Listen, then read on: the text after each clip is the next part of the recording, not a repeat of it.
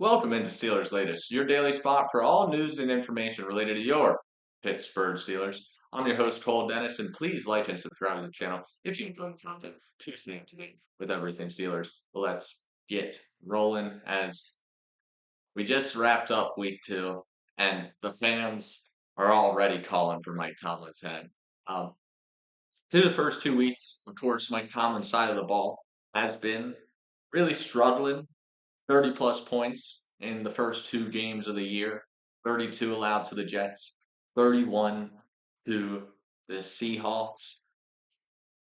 Two offenses that are probably going to finish middle of the pack to near bottom of the league, scoring wise, in my opinion. Both teams that only scored, I think, below 15 points in the weeks they didn't play us. So it truly does seem like this defense has fallen apart. While the offense has been trying to carry us in week 2, the offense also kind of sputtered a little bit early. Didn't really get going late either. It felt like the Jalen Warren play could turn things around. Didn't, because the interception was thrown 3 plays later in the end zone.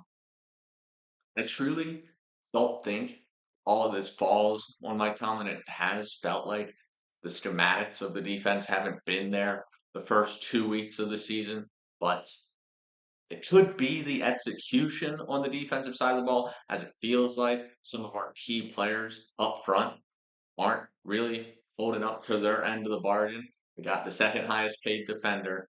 We got another in Cam Hayward who's looking to get a pay raise. So where is the production out of them? I know Cam kind of tipped all last week. That ended up being an interception. But besides that, not a lot coming from Cam Hayward or TJ Watt. I'm going to use an Aaron Rodgers quote, though, here to kind of address the fans. RELAX. Relax. This is just week 2 of the season. We're now entering week 3 after Monday Night Football wrapped up last night. Yes, it hasn't been the smoothest start for Mike Tomlin and his side of the ball, but there are a lot of injuries up front. In my opinion, like I said, TJ Watt and Cam Hayward aren't holding up to their end of the bargain here. Uh, how does this defense improve, though? Let's address that a little bit here. I think it really is going to come down to 3 main factors here. And it, if you look at last week, you got to double a team number 1 wide receiver. Seattle was able to basically neutralize DK Metcalf. Yes, he had a goal line touchdown reception, but besides that, not a lot going for DK last week, and that's because they doubled him most of the game. Don't understand why we're not doubling. That is something that does fall into Mike Tomlin. I'm sick of these Ohio State wide receivers torching us. Garrett Wilson and Jackson Smith and Jigba, both close to 100 yards over it in the first 2 weeks of the season. That's unacceptable. They're both the number 1 receiver on their teams. You can't let that happen. And if you're going to let that happen, you can't let the run game go over 100 yards also, because that's just guaranteed a loss. We got lucky with New York, honestly. Also, stay committed to the run lanes, guys. There's not enough full team pursuits going on right now. It feels like, in my opinion, uh, it just feels like a lot of one-on-one tackling situations when we should have more helmets to the ball. We need at least 2 helmets to the ball every play. We're the highest paid defense in the league. I think it's a $168 million defense. Get off your blocks. Get to the ball. Get off your blocks and get to the ball. I'm tired of watching these one-on-one scenarios where we're either missing tackles or the guys making us miss with their skill moves, with juke moves or spin moves. It just hasn't been good. One-on-one tackling situations usually aren't an advantage for the defender. So get more helmets to the ball. And finally, and probably the most important thing, this front 4 needs to get pressure on passing downs with just 4-man rushes. It feels like through the first 2 weeks, 4-man rushes have not been working at all for us. TJ Watt, in the pass game really haven't had much of an impact. I gotta see sacks out of you. You're the second highest paid defender in the league right now. We need production. Let's get it. Cam Hayward, once again, looking for a pay raise. Earn it. Because what I've seen so far, you sat out all off season and you're starting slow. So you're not gonna earn that pay raise you're looking for if this is how you're gonna play. So the front four, and those two especially, really have to step it up. Let's talk about the one defender that has been consistent through the first 2 weeks.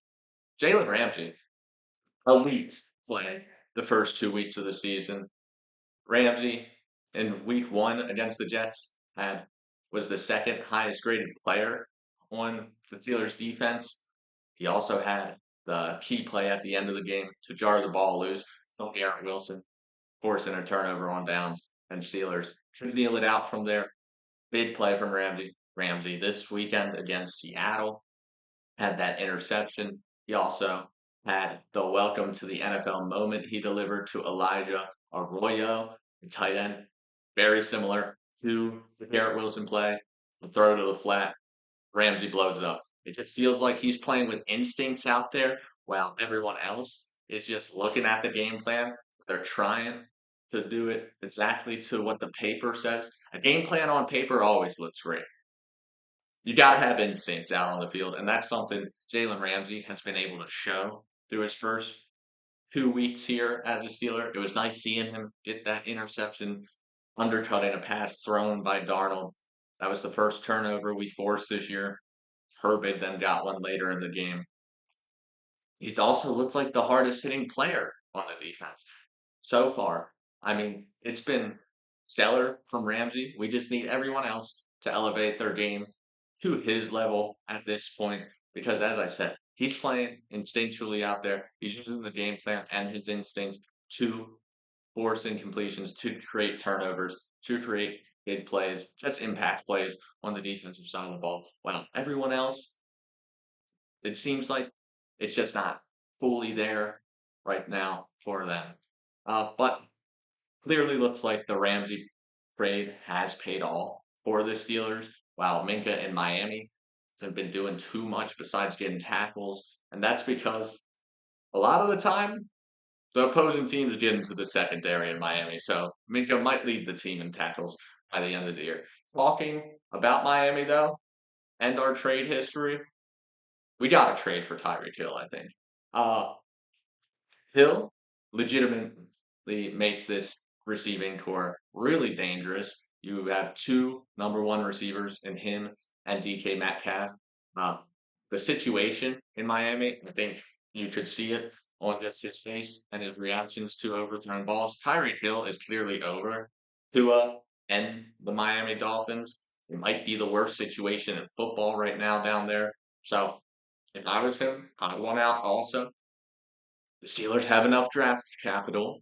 Also, we saw what it would take last week. They talked about a late third round, a fourth rounder, and a fifth rounder, which the Steelers had multiple picks in all those rounds. Once again, you put DK and Tyreek Hill next to each other, this receiving core will be lethal with Aaron Rodgers throwing him the ball as long as the offensive line can protect him. They won't be able to double DK to take him out of the game.